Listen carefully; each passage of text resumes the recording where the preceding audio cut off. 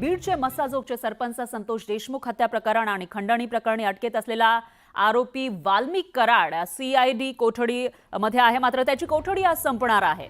त्यामुळे बीडच्या विशेष मुख्य न्यायालयामध्ये कराडला दुपारी हजर केलं जाणार आहे। तर वाल्मिक कराडला पोलीस कोठडी मिळणार की न्यायालयीन कोठडी मिळणार याकडे सर्वांचं लक्ष लागलेलं आहे। तर वाल्मिक कराड ज्याच्यावर मोका सुद्धा लावण्यात आला आहे त्याच्यामुळे त्याला जामीन मिळण्याची शक्यता कमीच आहे। पण आता त्याला कोणती कोठडी मिळणार, कशा पद्धतीने तपास केला जाणार आणि आतापर्यंत जो काही तपास केलेला आहे त्याच्यामधले कोणकोणते मुद्दे न्यायालयामध्ये मांडले जातात तेही बघावं लागणार आहे। वाल्मिक कराडवर खंडणीचा आरोप आहे। याशिवाय संतोष देशमुख हत्या प्रकरणामध्ये सुद्धा त्याच्यावर आरोप करण्यात आले आहेत आणि तो सध्या अटकेत आहे। आज त्याची सीआयडी कोठडी संपणार आहे। त्यामुळे बीडच्या विशेष मुख्य न्यायालयामध्ये कराडला दुपारी हजर केलं जाईल।